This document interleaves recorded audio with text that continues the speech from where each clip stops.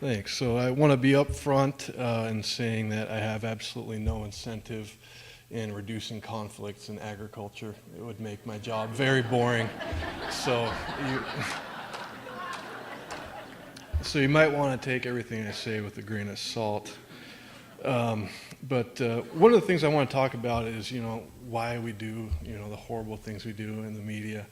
We try to be objective, I think, for the most part. There is a perception that there's a liberal bias in the media, and definitely the environmental point of view gets more play.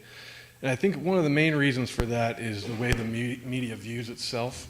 The media is seen to have a watchdog role, and it's not a very watchdog type of thing to do. Just say, oh, everything's fine over here, don't worry about it.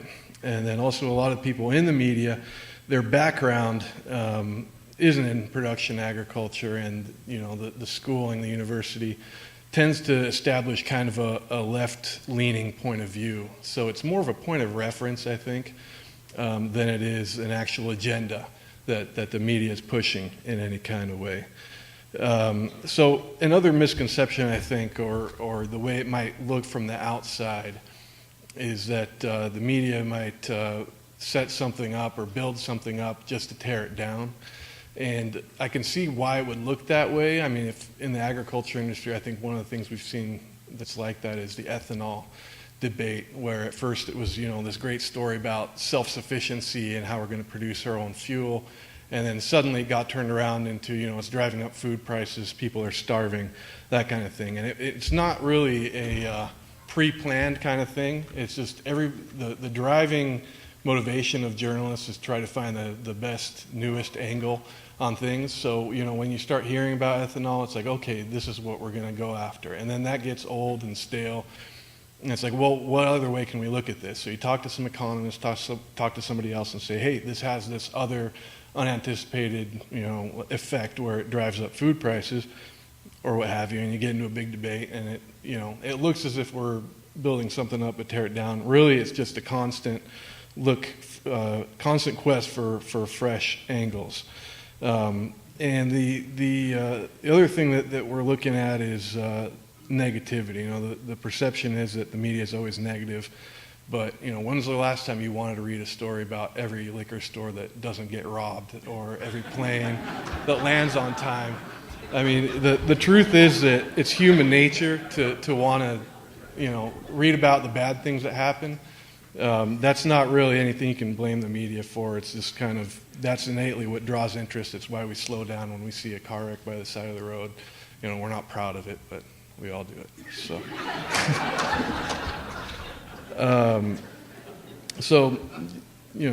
the good news is, when you're a cub reporter, you might come in and you want to change the world and make it a better place. And the good news is that you eventually become so jaded and cynical that you basically want to, basically do anything to get a good story. So that's where, the opportunity for you guys comes in, because I think that to a certain degree, the environmentalists have, the environmental view is promoted for that reason, I think, in some media circles, but it gets kind of boring once you hear the same thing over and over and over again. Another example of this I think is a good one is the Better Business Bureau, where the ABC 2020 had an investigation saying, the Better Business Bureau had this whole pay-for-play scheme where if you paid your dues or gave them extra money, you got a good mention on their website. And I think it was something like groups that are affiliated with Al Qaeda and stuff were given gold stars and stuff. And the reason they did that is because it's not because they had it in for the Better Business Bureau, but because it's counterintuitive. So I think that in agriculture, I mean, if you want to get your stories heard, you don't want to have that, hey, look, everything's great kind of story, because it's boring.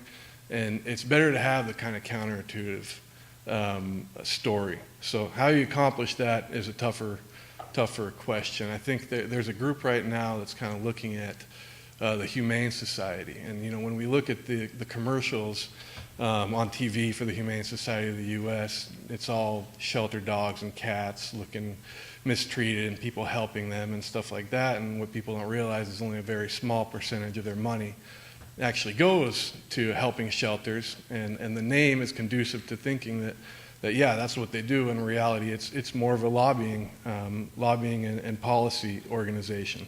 So, and I think that there is, news organizations are starting to take that up, that kind of view. So, let's see here.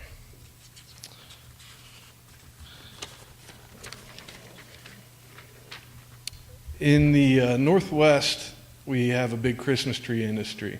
So I guess I'm going to use this as an example. It's not always from the left. It's not always the environmentalists that can cause disruption in agriculture. So in the Christmas tree industry, there's a variety of industry groups that for years pursued a check-off program where you would pay 15 cents per tree to set up a fund and promote real trees over artificial trees, which have been gaining a lot of market share. And so when it actually got finalized after years and years, some conservative websites cast it as Obama's tax on Christmas trees, and it caused a huge furor online, and suddenly, within a week, years worth of work, the USDA put the program on hiatus, and it's still there. It's unknown if it's going to come back.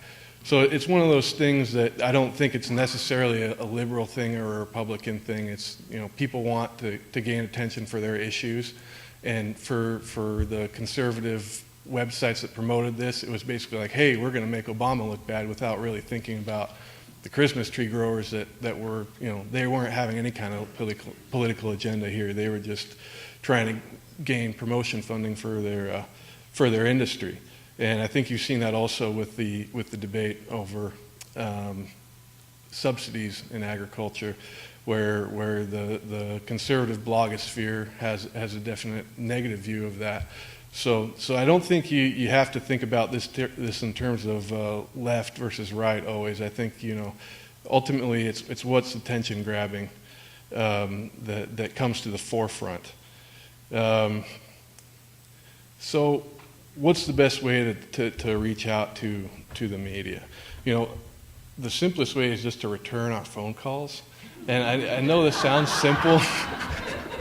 It sounds simple, but for some reason that's one of the hardest part of my job sometimes. And it isn't so much when somebody sends me a press release and actually, wants to promote something. It's when I'm calling about an uncomfortable subject that suddenly people become unavailable, and it's pretty counterproductive, I think, for companies to do that, because it doesn't really make the story go away ever. I'm going to pick on a company here. I don't think they're represented, I hope. Walmart has had a program where they're trying to cut out the middleman in the produce industry and source directly from farmers, also trying to get farmers to compete amongst each other on price to get, drive down the price of produce. That's kind of it in a nutshell. And within the produce industry, this is kind of seen as not working very well. I think it's a few years into it. And a lot of people are saying that, there's a reason these brokers exist. It's because the logistics of handling the food chain is complicated. And if you don't have them, then you got to do that yourself. And where are your cost savings then? And, I've called Walmart about this over and over and over again over the years, and they just never call back. So I was thinking, this might be because, I'm not very important, and, they're just waiting for a call for Wall Street Journal. But then a funny thing happened this last year. I called, and they thought I was calling about something else, another program, and I got an email back right away and got the person on the phone, and then they're like, oh, so you're not calling about this, you're calling about the food procurement. Okay, I'll have to get back to you. And long story short, I never heard from them again. So it was one of those things that I really don't know what their theory is with this, because I still do the story. I still write a story with people saying, hey, Walmart's food procurement system is misguided. They don't really know what they're doing. It's one of those things that they're naive. And then I have one sentence in there that says, Walmart did not respond to calls for comment. And it's like, okay, somebody might accuse me of writing a one-sided story, but that's not really my fault. And if they think that because they don't respond, that's going to cause somebody to spike the story, that's not very often the case either. So, and the good news for your guys' industry in terms of the agribusiness companies that I think that you guys, for the most part, do a really good job. The pesticide industry, the biotech industry, generally make themselves very available, and they actually have spokespeople who know what they're talking about, and that's a key thing for me. And I haven't been able to make any, there seems to be no rhyme or reason to this, but even within the government, there seems to be some spokespeople that actually know what they're talking about, and then other people who are just gophers, where you ask something and then they, okay, let me write all this down. And how do you spell that? And stuff like that. And I'm like, you know this stuff? I mean, you're working for the USDA. And so, and then, you know, a week later I hear back after the story's already been published that, yeah, you know, here's our one sentence reply. Or at other times I actually get a hold of the person I need to talk to at USDA, and they say, oh, I'm sorry, you're going to have to go through our media relations person first. And then it takes about a week to get through to them, and then eventually I get on the phone with the person I initially talked to. And that's always really frustrating. So, yeah, I would discourage that. But, you know, in all fairness to USDA, it's not every department within the agency. Like, you know, the Agricultural Research Service, Economic Research Service, I generally have a really good relationship with those folks. So, and just on a final note, that's going to be especially important now with the age of bloggers and these kind of issue-driven websites where they don't even really care about having the veneer of objectivity. You know, I don't think it's any news that the traditional media is not exactly a lucrative industry these days. And so when you're dealing with people who, unlike reporters, don't really care about being objective, that they do have an agenda, and I have seen these kind of sites, they're not going to wait a week for you to call back. They might not even call you at all. So it's going to be really important to be proactive in those kinds of circumstances. So with that, thanks for having me.